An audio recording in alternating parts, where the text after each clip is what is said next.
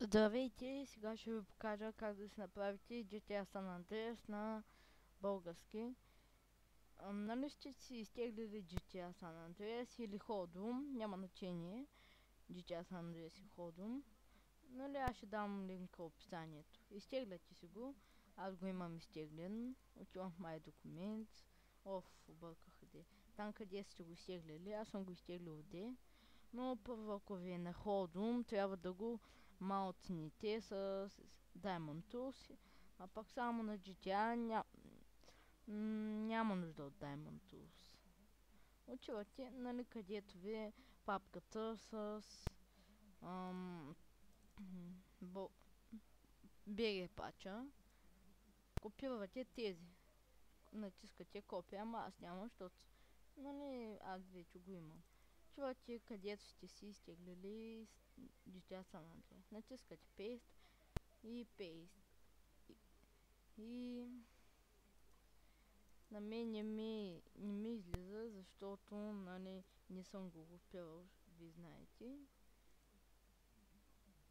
И сега ще ви покажа как да си сложите субтитри. Добре. Отначало това ще види за мочите, а пък после това.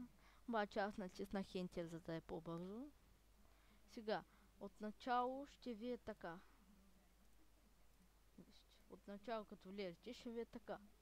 Отивате на Options, Lounge, Bulgarian, нали български. После отивате на видео и графика.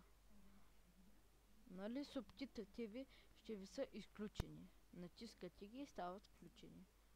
Отивате на стартиране, завиждане. Сега ще ви покажа свят, който съм си сейфнал.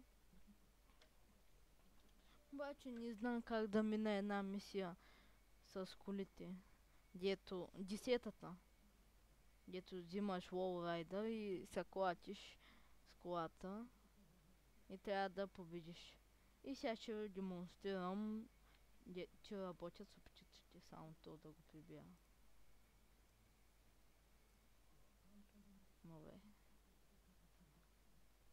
Гаджето на Суит, то даже века. Ето, там долу пише какво си говорят.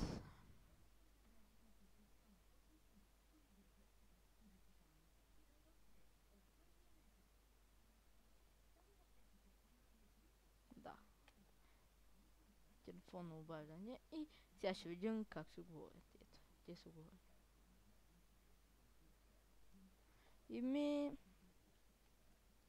Това беше. Айде, чао, дано да съм ви помогнал.